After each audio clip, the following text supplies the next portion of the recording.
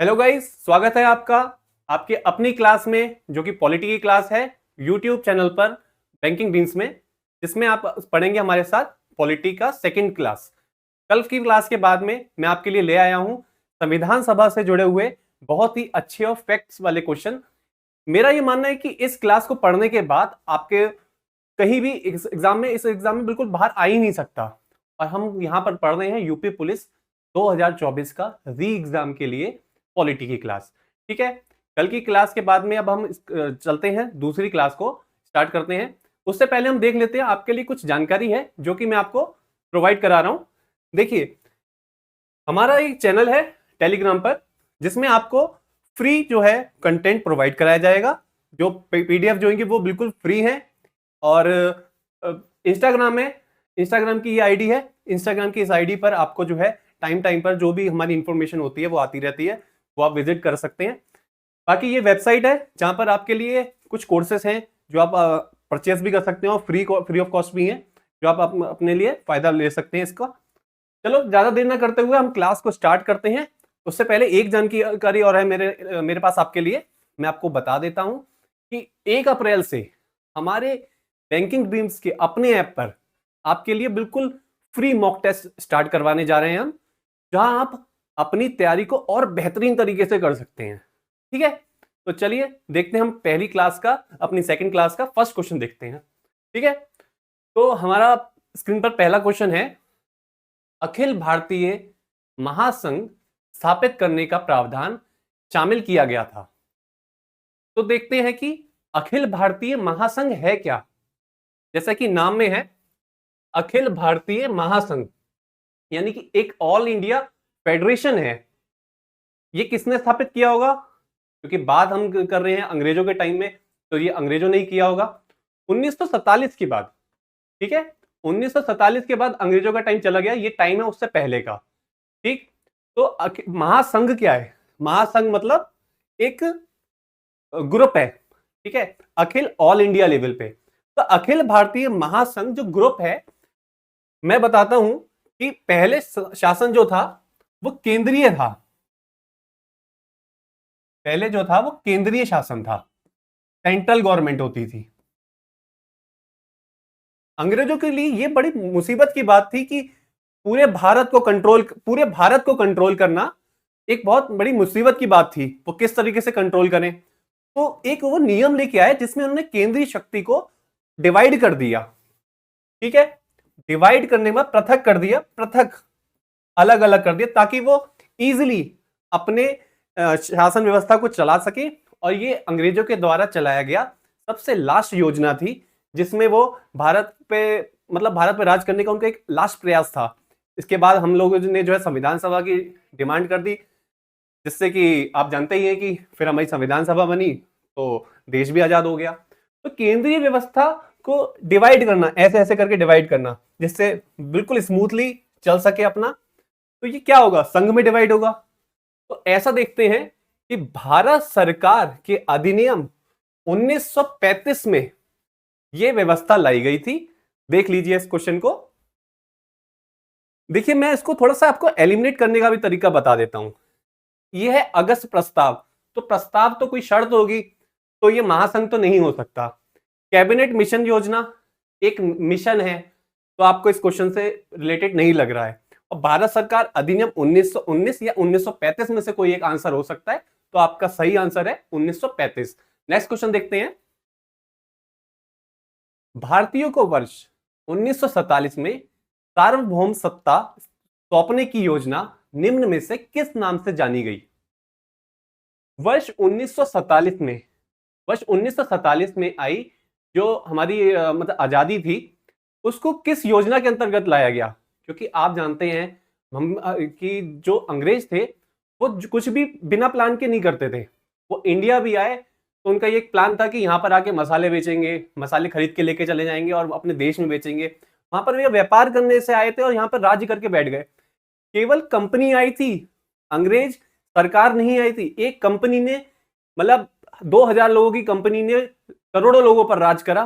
कैसे करा? एक प्लानिंग से। तो आपको भी अगर इस एग्जाम पे फोकस करना है तो आप एक प्लानिंग कीजिए और अपनी जो तैयारी है उसको बेहतरीन तरीके से हमारे साथ तैयार कीजिए।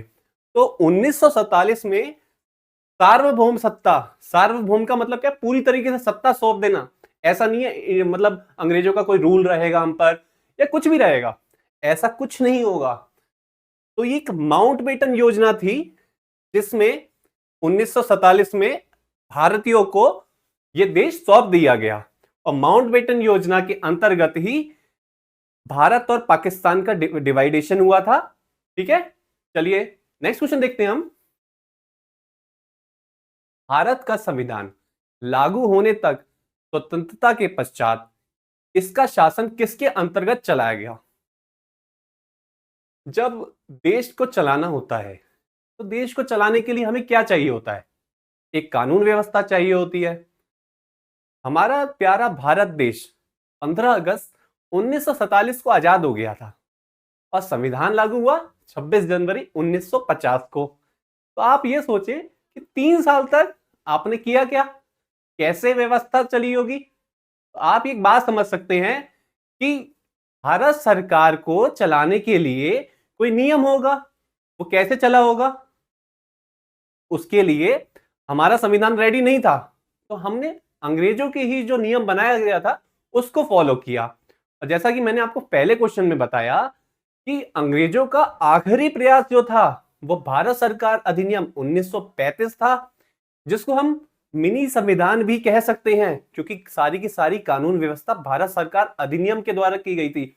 अंग्रेजों ने सबसे बेस्ट अपना जो अधिनियम निकाला था वो भारत सरकार अधिनियम था 1935। और एक बात बता दूं मैं आपको, ये भारत सरकार अधिनियम 1935 जो है, ये नियम हमारे ओरिजिनल संविधान में भी है। ठीक है, ये संविधान में भी है क्योंकि इसके कई रूल ऐसे हैं जो हम आज भी फॉलो करते हैं। ठीक है, तो इसका सही आंसर होगा 1935 के भारत सरकार अधिनियम के द्वारा स्वतंत्रता के पश्चात देश को चलाया गया। चलिए देखते हैं नेक्स्ट क्वेश्चन। कैबिनेट मिशन योजना के विषय में कौन सा सही नहीं है? तो कैबिनेट मिशन योजना क्या है?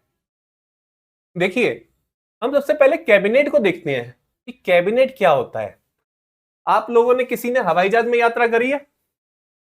हवाई जहाज में क्या होता है कि एक कैबिन होता है जहां पायलट बैठता है, छोटा सा होता है वो, वहां पर 2 लोग ही बैठ सकते हैं।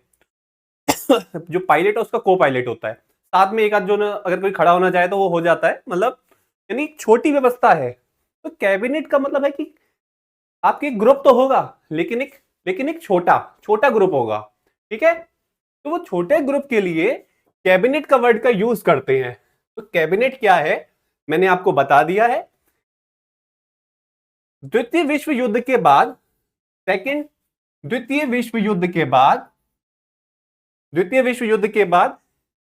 एटली जो कि इंग्लैंड के प्रधानमंत्री थे, उन्होंने एक कैबिनेट बनाया और उस कैबिनेट को बोला कि जाओ और वहां जाकर संविधान को स्थापित करो। ठीक है, इसमें 3 लोगों को यहां मैंने भेजा गया, जिसमें एक था क्रिप्स, आपका क्रिप्स के बारे में आप जानते हैं, क्रिप्स पहले भी आया था। ठीक है, उसके बाद एक थे एलेक्जेंडर जो थे वो क्या थे, वो हमारे मतलब ब्रिटिश के नेवी मिनिस्टर थे। और तीसरे थे आपके लॉरेंस, जो कि व्यापार मंडल के सचिव थे। इन लोगों ने मिलकर कैबिनेट मिशन बनाया और भारतीयों को संविधान देने की बात करी। ठीक है, तो इसका सही आंसर होगा संविधान निर्माण का अधिकार, कैबिनेट मिशन योजना के विषय में था। चलिए नेक्स्ट क्वेश्चन देखते हैं। नेक्स्ट क्वेश्चन हमारा क्वेश्चन नंबर 5। 1946 का कैबिनेट मिशन 3 मंत्रियों में गठित था, निम्नलिखित में से कौन सा इसका सदस्य नहीं था?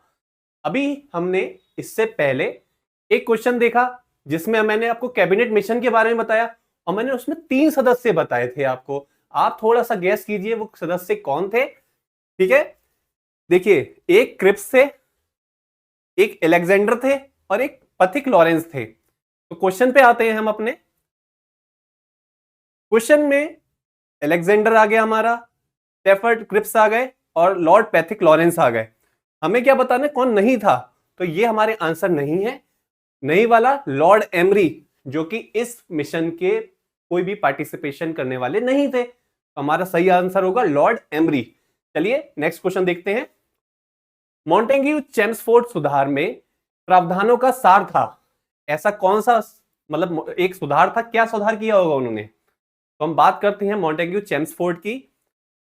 मॉन्टेग्यू चेम्सफोर्ड आया तो उसने क्या किया कि प्रांतों में दोहरा शासन लगाया। दोहरा शासन की व्यवस्था इसलिए की गई थी क्योंकि केंद्रीय स्तर पर शासन चलाना थोड़ा सा मुश्किल हो रहा था, इसलिए शासन को दो पार्ट में डिवाइड कर दिया गया। तो इसका सही आंसर है प्रांतों में दोहरी शासन व्यवस्था। चलिए नेक्स्ट क्वेश्चन देखते हैं हम अपना। 1909 के इंडियन काउंसिल एक्ट में किसकी बात की व्यवस्था की गई। ठीक है, 1909 के इंडियन काउंसिल एक्ट को मॉर्ले मिंटो, मॉर्ले मिंटो 1909 1909 भी बोला जाता है। ये एक ऐसा एक्ट था कि इसी एक्ट ने भारत में सबसे पहले चुनाव प्रणाली को स्थापित किया था, कि इंडिया में चुनाव की व्यवस्था जो थी वो इसी से आई है। नाम दिखा रहा हूं आपको, इसका नाम है मॉर्ले मिंटो। इसको मान लेते हैं, नाम है मार्ले।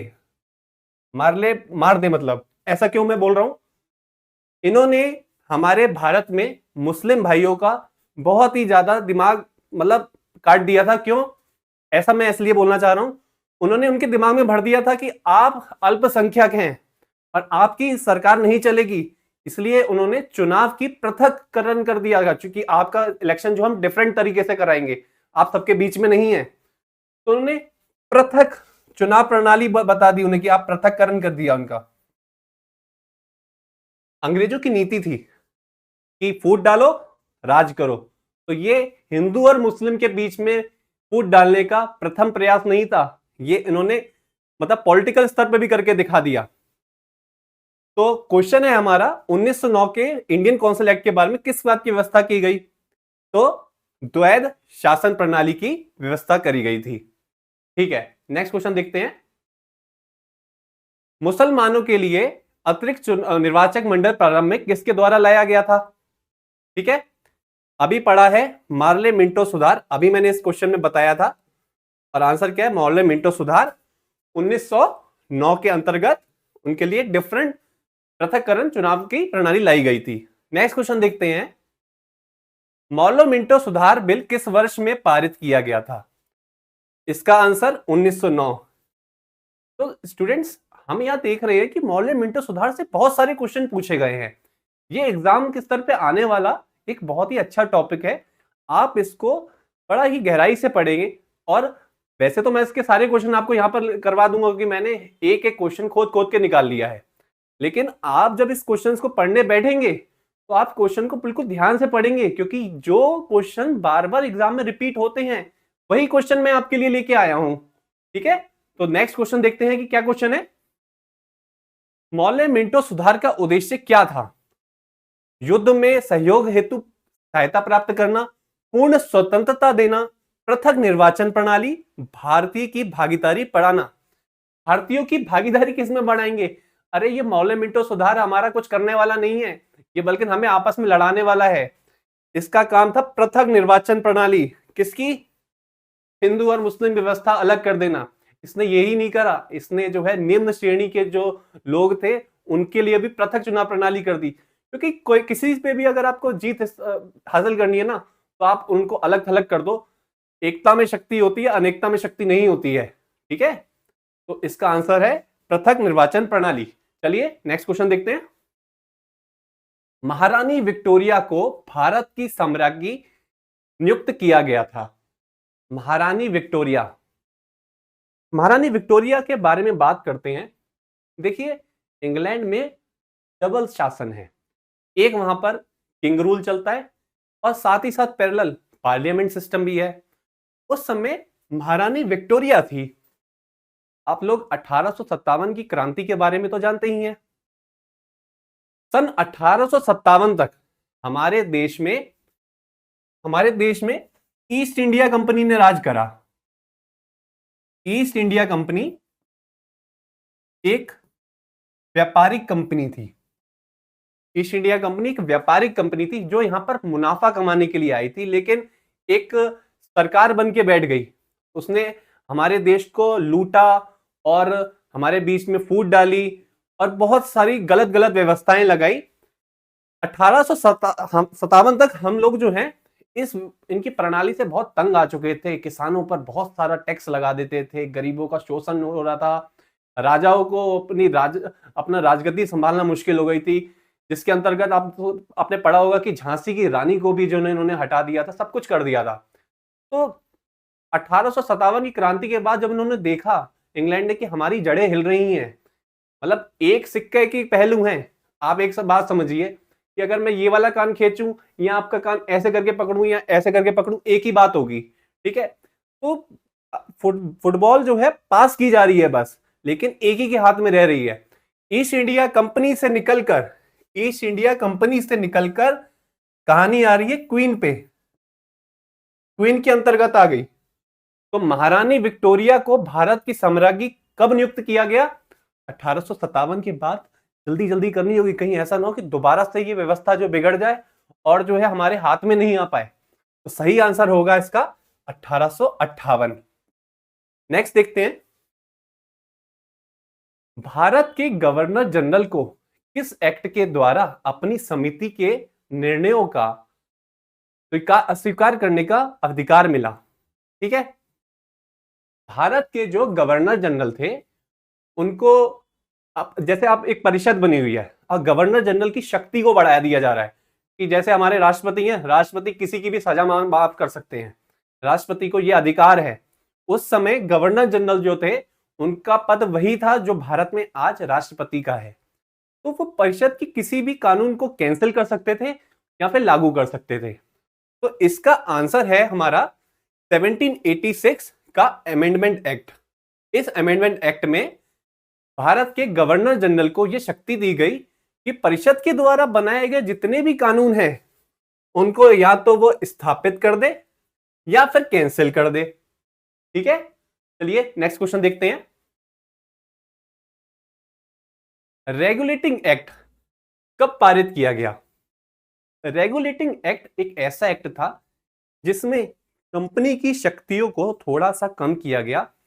रेगुलेट कर रहे हैं, जैसे पंखा होता है ना, फैन होता है गर्मी में, हम उसके रेगुलेटर को 1 2 3 4 करते हैं कि बढ़ाते हैं कम करते हैं। तो कंपनी की शक्तियों को गवर्नमेंट कंट्रोल कर रही है। कंपनी की शक्ति को गवर्नमेंट कैसे कंट्रोल करेगी? रेगुलेटिंग एक्ट से। तो ये रेगुलेटिंग एक्ट कब आया है? 1773 में। और इस एक्ट में बोला गया कि कंपनी अपने अधिकारों का गलत यूज नहीं करेगी। जो भी उसको राइट्स हैं, कंपनी को जो भी राइट्स हैं वो नहीं करेगी, मतलब गलत यूज नहीं करेगी, और ब्राइब नहीं लेगी। सबसे बड़ी बात क्या है? ब्राइब। आज हमारे समाज में ब्राइब की बहुत बड़ी व्यवस्था है कि रिश्वत ली तो काम हो गया, नहीं ली तो नहीं काम हुआ। ये ब्राइब स्टार्ट करने वाले हम लोगों को दोष दिया जाता है। ये स्टार्ट हमने नहीं किया है, ये अंग्रेजों द्वारा लाई गई थी और वही व्यवस्था आज चले जा रही है। चलिए नेक्स्ट क्वेश्चन देखते हैं हम अपना। निम्नलिखित में से किस अधिनियम के द्वारा भारत के गवर्नर जनरल को अध्यादेश जारी करने की शक्ति प्रदान की गई? हम बात करते हैं अध्यादेश। अध्यादेश क्या होता है? तो दोस्तों, अध्यादेश, जैसे आप लोग स्कूल में रहे होंगे तो स्कूल के टाइम में आप हाफ टाइम में कई बार प्रिंसिपल का एक ऑर्डर आ जाता था कि आपकी जो है सेकंड या थर्ड पीरियड में छुट्टी कर दी जाएगी। तो अध्यादेश क्या है? एक ऐसी व्यवस्था है जिसमें गवर्नर जनरल को राइट होता था कि वो किसी भी कानून को अपनी स्वेच्छा से स्थापित कर सकता है। तो ये कब लाया गया था? गवर्नर जनरल की बात कर रहा हूं मैं। गवर्नर जनरल भारत में सबसे बड़ी पोस्ट होती थी, ठीक है। तो पहला ये लाने वाला कौन था? भारतीय परिषद अधिनियम 1861 में गवर्नर जनरल को ये अधिकार दिया गया कि वो स्वेच्छा से कोई भी अध्यादेश पारित कर सकता है, ठीक है। नेक्स्ट क्वेश्चन देखते हैं। बी आर अंबेडकर और महात्मा गांधी के मध्य सन 1932 में हस्ताक्षरित पुनः समझौते में प्रावधान था। तो बी आर अंबेडकर को हम जानते हैं, तो बाबा साहेब अंबेडकर, इनको संविधान निर्माता भी बोलते हैं, क्योंकि इनका जो रोल संविधान निर्माण में है वो किसी का नहीं है। महात्मा गांधी, क्या हमारे प्यारे बापू, जिनकी फोटो नोटों पे भी है, ठीक है, उसके बारे में, उन लोगों के बारे में मैं इसलिए बता रहा हूं, इन दोनों के बारे में। एक बार बी आर अंबेडकर और महात्मा गांधी के बीच एक मतभेद हो गया था। बी आर अंबेडकर चाहते थे कि निम्न श्रेणियों के लिए पृथक चुनाव प्रणाली स्थापित की जाए और उनको थोड़ी सी एक आरक्षण दिया जाए। ऐसा करने में जो महात्मा गांधी थे बिल्कुल भी पक्ष में नहीं थे, लेकिन बाद में वो इनकी बात को मान गए। इस बात को पुनः समझौते के नाम से माना जाता है, ठीक है। तो इसका आंसर है निम्न वर्ग के लिए आरक्षण सहित संयुक्त निर्वाचन क्षेत्र का अधिकार। आंसर होगा इसका आंसर नंबर सी। नेक्स्ट, निम्न में से किस अधिनियम ने केंद्र में द्वैध शासन प्रणाली को स्थापित किया? देखिए, जैसा कि क्वेश्चन नंबर फर्स्ट में देखा था हमने कि द्वैध शासन प्रणाली कब आई है? भारत सरकार अधिनियम 1935 से आई है, ठीक है। तो इसका आंसर है हमारा भारत शासन अधिनियम 1935। नेक्स्ट क्वेश्चन देखते हैं। संघीय प्रणाली का पहला प्रयास भारत सरकार अधिनियम किसके द्वारा किया गया था? संघीय प्रणाली, इसको भी हम अपने फर्स्ट क्वेश्चन में देख चुके हैं कि संघ का मतलब क्या होता है कि केंद्र जब अपनी शक्तियों को विभक्त कर देता है ताकि शासन जो है सुचारू रूप से चल सके, तो हम क्या बोलते हैं? संघीय शासन प्रणाली। और ये कब आई है? भारत सरकार अधिनियम 1935 से। तो इसका आंसर होगा 1935, ठीक है। नेक्स्ट क्वेश्चन देखते हैं। किस अधिनियम की प्रमुख विशेषता प्रांतीय व्यवस्था थी, स्वायत्ता थी? ठीक है, प्रांतीय स्वायत्ता। देखिए, प्रांतीय की बात कर रहे हैं, संघीय, संघ कहां से बनेंगे? प्रांतों से बनेंगे। तो इसका आंसर भी आपका होगा 1935। नेक्स्ट क्वेश्चन देखते हैं। भारत में सचिव का पद किसके द्वारा निर्मित किया गया? अब ये सचिव क्या होता है? सचिव के बारे में जानते हैं। देखिए, भारत में सचिव का पद वही है जो कि गवर्नर का होता है प्रदेश में, ठीक है, राज्यपाल का। अब क्वीन जो थी वो हमारी यहां पर राज नहीं कर सकती थी, क्योंकि इंग्लैंड से यहां आके रह नहीं सकती थी। तो सन 1857 के बाद एक भारत में सचिव का पद रखा गया, और वो सचिव क्या करता था? भारत में रहने वाले काम को देखता था। वो देखता था कि भारत में किस तरीके से व्यवस्था चल रही है, और जाके रानी को खबर करता था। तो रानी का राज कब से आया था? 1858 से। तो इसका सही आंसर क्या होगा? भारत सरकार अधिनियम 1858। नेक्स्ट क्वेश्चन देखते हैं। 1922 ईस्वी में निम्नलिखित में से किसके द्वारा उद्गार व्यक्त किया गया कि भारत संविधान भारतीयों की इच्छा अनुसार होगा? 1922 में दोस्तों, मेरे स्टूडेंट्स, मेरे प्यारे बच्चों, 1922 की बात मैं आपको बता रहा हूं।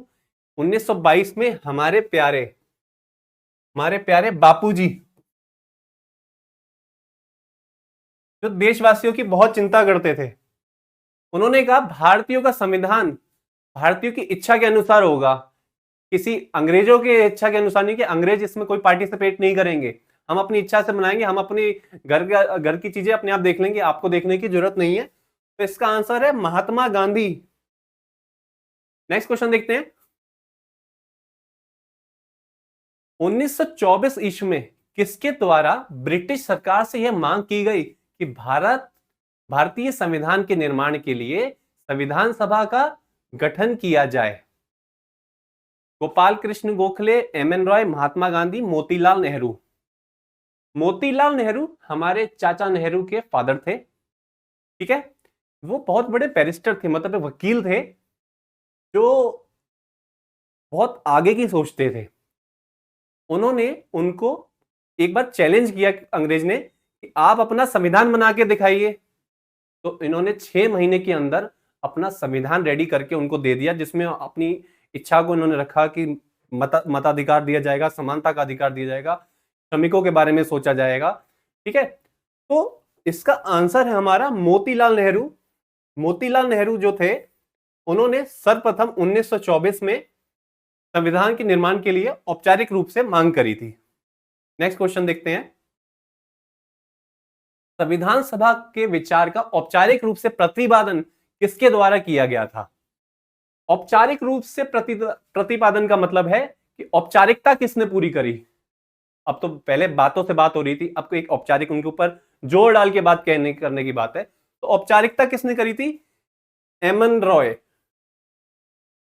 नेक्स्ट क्वेश्चन देखते हैं। संविधान सभा को किसने मूर्त प्रदान किया? मूर्त का मतलब क्या है? स्वरूप किसने दिया? मूर्ति होती है ना, जब शिल्पकार के पास वो पत्थर के फॉर्म में होती है, तो वो एक बिना आकार की होती है, उसको कोई नहीं पूछता। जब वो मूर्ति बन जाती है, तब उसके सामने सब लोग चढ़ावे भी चढ़ाते हैं, पूजा भी करते हैं। मैं आपको एक स्टोरी सुनाता हूं इसके बारे में। एक जंगल में 2 पत्थर थे। एक जंगल में 2 पत्थर थे, और उस पत्थर को कुल्हाड़ी की चोट से दर्द होता था। एक पत्थर ऐसा था, तो एक पत्थर को उठाकर वो लेके चले गए, और जिसको दर्द होता था वो उसको वहीं छोड़ दिया। जब शिल्पकार उसको लेके चला गया, तो उसने एक बहुत सुंदर सी एक मूर्ति स्थापित करी, जो कि भगवान जी की थी। अब ये बात आई कि इस मूर्ति के सामने नारियल फोड़ना है, तो एक पत्थर लाना पड़ेगा। तो वो एक पत्थर लेके उठा के लेके आए और उस मूर्ति के सामने रख दिया, और ये वही पत्थर था जो जिसको छेनी से, कुल्हाड़ी से डर लगता था, और उसके ऊपर रोज नारियल चढ़ाया जाता था। तो मैं ये स्टोरी आपको इसलिए सुना रहा हूं कि ये 6 मंथ रह गए हैं, आप मेहनत कर लीजिए, वरना वही पत्थर बनना पड़ेगा आपको। रोज कुल्हाड़ी की चोट सहनी पड़ेगी आपको, रोज आपके ऊपर नारियल फूटेंगे। चलिए देखते हैं इसका आंसर क्या है। तो इसका मूर्त प्रदान किसने किया है? हमारे प्यारे चाचा नेहरू ने, जवाहरलाल नेहरू। चलिए देखते हैं नेक्स्ट क्वेश्चन।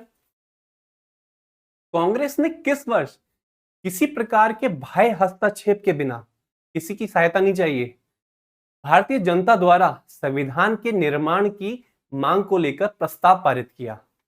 कांग्रेस का एक सेशन हुआ हरिपुरा में, हरिपुरा सेशन, और ये हमारे बॉस के सामने हुआ। बॉस कौन से? बॉस सुभाष चंद्र बोस के अधिवेशन में हुआ था, जिसमें यह बात की गई कि संविधान जब बनेगा ना, वो किसी बाह्य हस्तक्षेप के लिए नहीं बनेगा, हम भारतीय खुद बना लेंगे इसको। तो ये बात करी गई थी सन 1936 ईस्वी में, जो हरिपुरा सेशन हुआ था उसमें करी गई थी। और ये किसने की थी बात? इसका जो हमारा अध्यक्ष थे वो तो हमारे बॉस थे, लेकिन ये बात किसने उठाई थी? हमारे पंडित चाचा नेहरू ने, पंडित नेहरू जी ने। ठीक है, नेक्स्ट क्वेश्चन देखते हैं। 1938 में किस व्यक्ति ने वयस्क मताधिकार के आधार पर संविधान सभा के गठन की मांग की? वयस्क मताधिकार यानी एडल्ट के हिसाब से, कि आप बड़े हो गए हैं, आपको वोट डालने का अधिकार है। ये बात किसने कही है? ये बात कही है हमारे जवाहरलाल नेहरू ने। ठीक है, नेक्स्ट क्वेश्चन देखते हैं।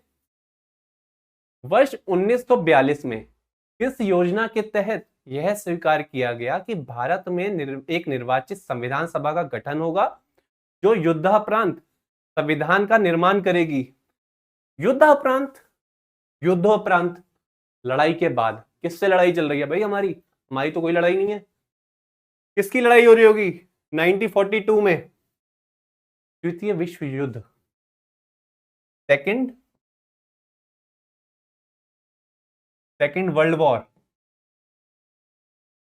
सेकेंड वर्ल्ड वॉर ने यूरोप को बिल्कुल हिला के रख दिया था।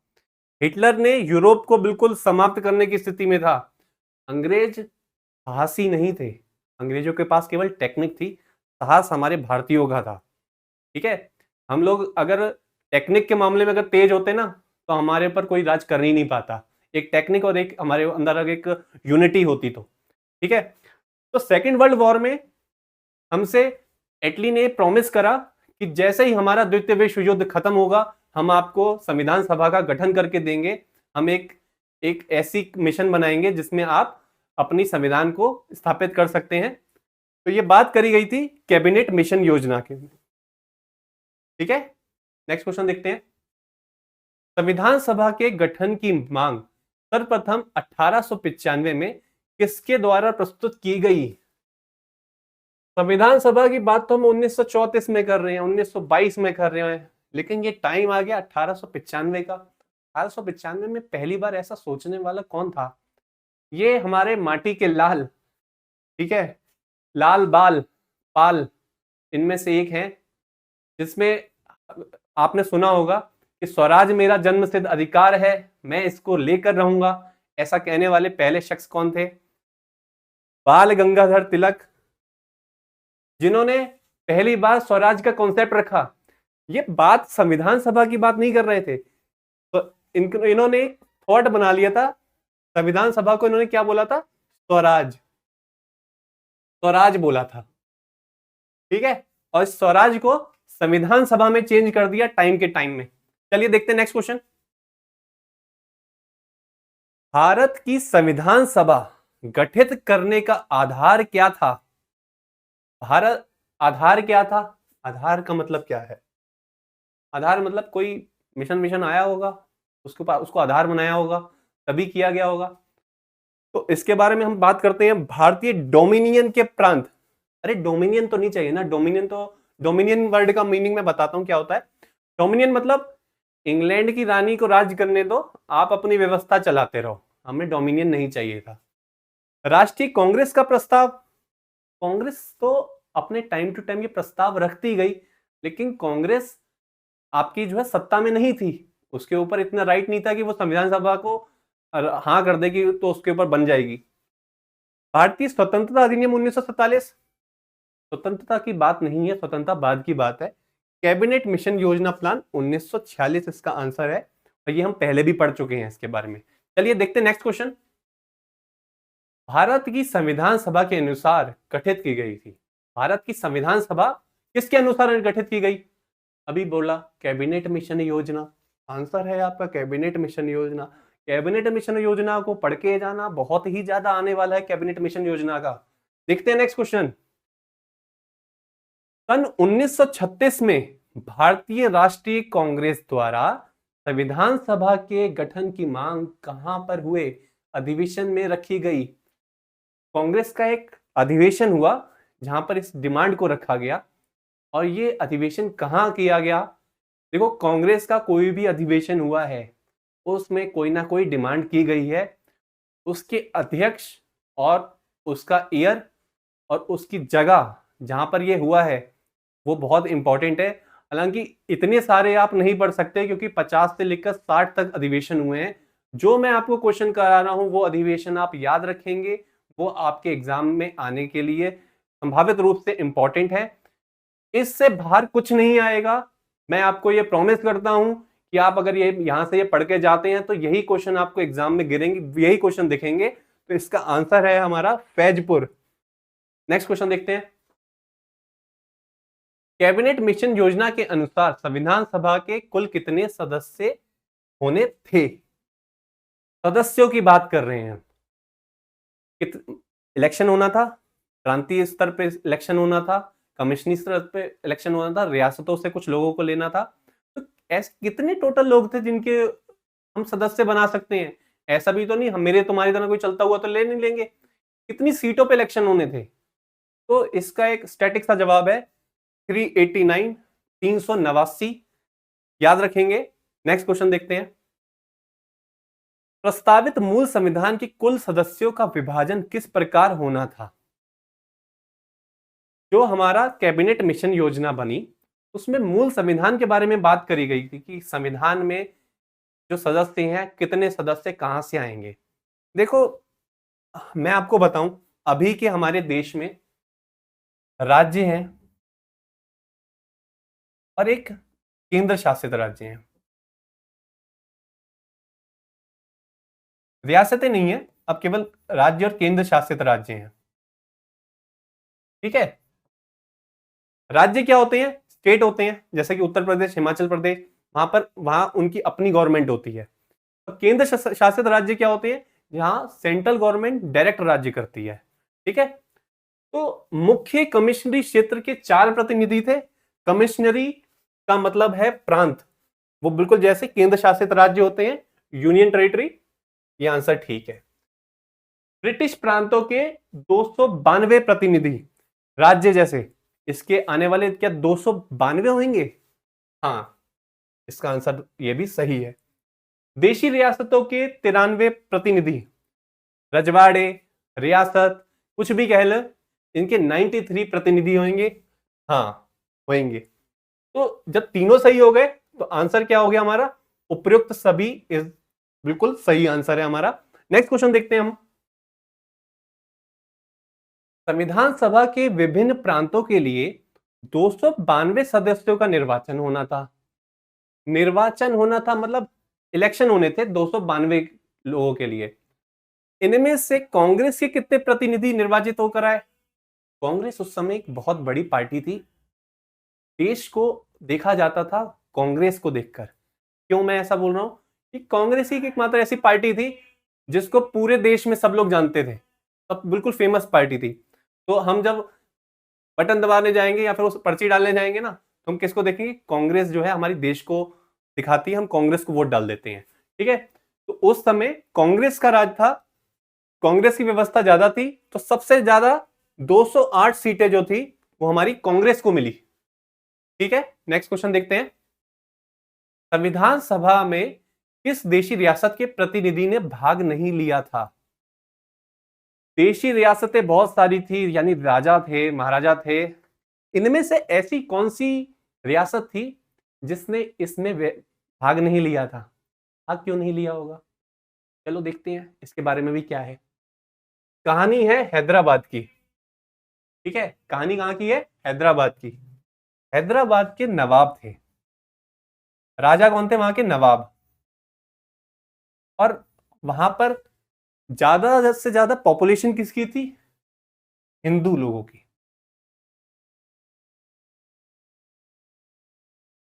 संविधान सभा के में देशी रियासत ने भाग नहीं लिया था, हैदराबाद ने नहीं लिया था। क्यों नहीं लिया था?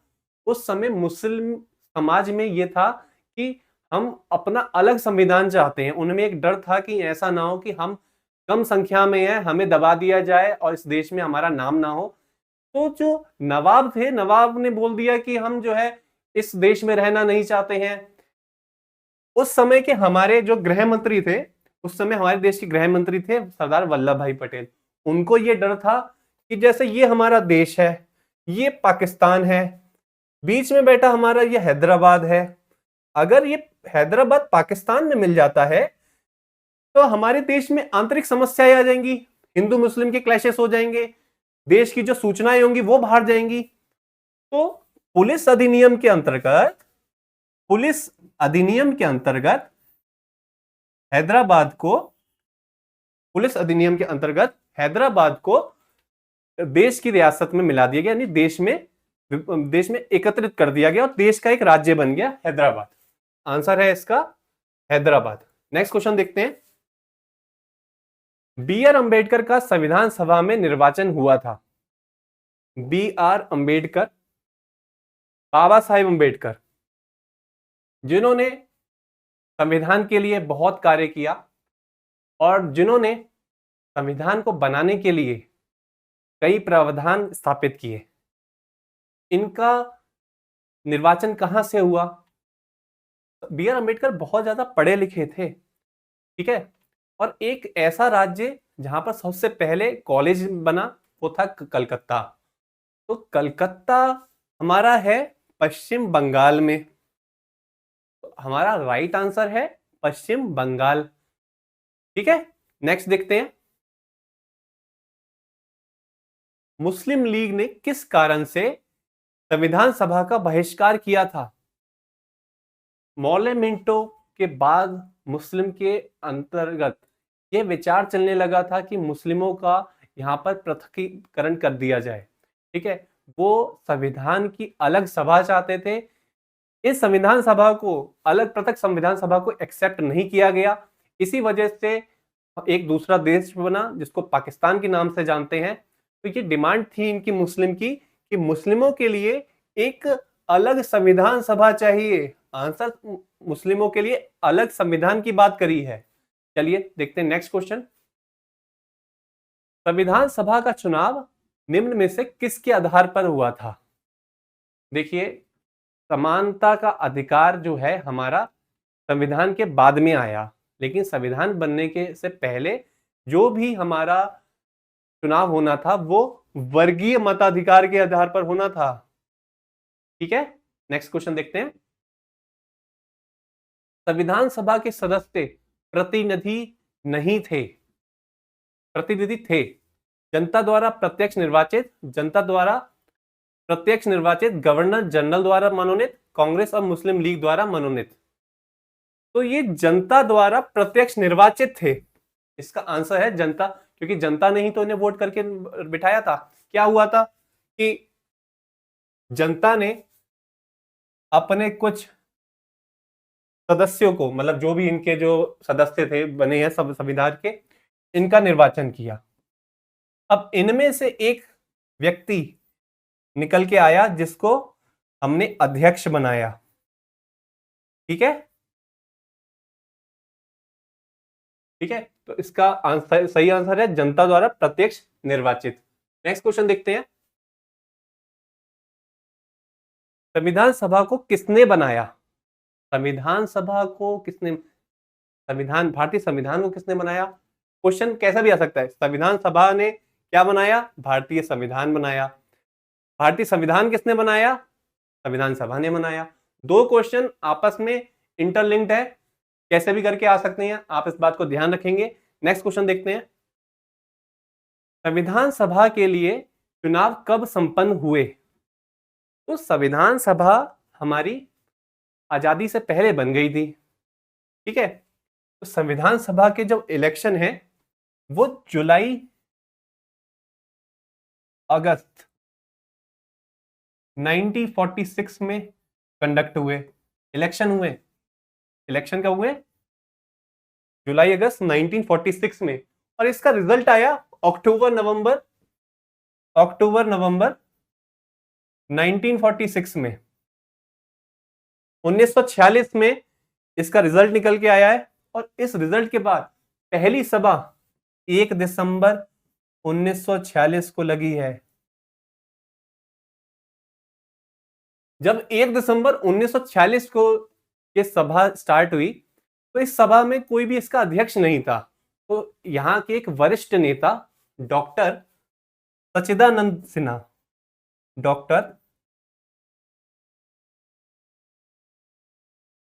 सिन्हा जी जो थे, इनको टेम्परेरी सभा का अध्यक्ष बना दिया गया। फिर ये डिमांड उठी कि इन्हें ऐसे कैसे उठा सके, लगा सकते हैं, हम कैसे बना दें, अध्यक्ष बना दें। तो इस संविधान सभा ने, जो कि हमारी संविधान सभा थी, इन्होंने क्या करा? इलेक्शन किया और इस इलेक्शन में वोटिंग करी इनको। अब ये वोटिंग के बाद जो भी अध्यक्ष बन के आए हैं उनको परमानेंट अध्यक्ष बनाया गया। और ये कौन थे? 11 दिसंबर 1946 में ये जो अध्यक्ष थे वो थे हमारे डॉक्टर राजेंद्र प्रसाद।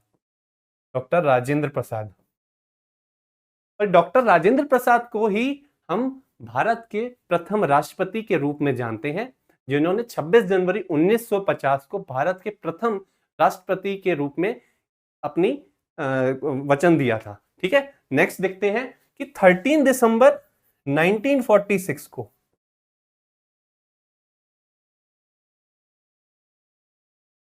आधिकारिक रूप से जवाहरलाल नेहरू ने प्रस्तावना का कॉन्सेप्ट रखा, जिसको हम प्रीएम्बल के नाम से जानते हैं? तो इसका आंसर है 1946। तो गाइस, कैसी लगी आपको ये आज की क्लास? हम आपके लिए इसी तरीके के बेहतरीन क्वेश्चन लेकर आते रहेंगे।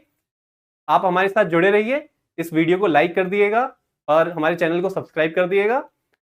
इस क्लास की केवल एक ही फीस है, जब आप आए तो हमारे चैनल को लाइक करके जरूर मतलब आते जाएं, ठीक है? और इस वीडियोस को आगे अपने दोस्तों तक, अपने फ्रेंड्स तक, सबके साथ शेयर कीजिए। चलिए ठीक है, आपसे आज्ञा लेता हूं। Thank you.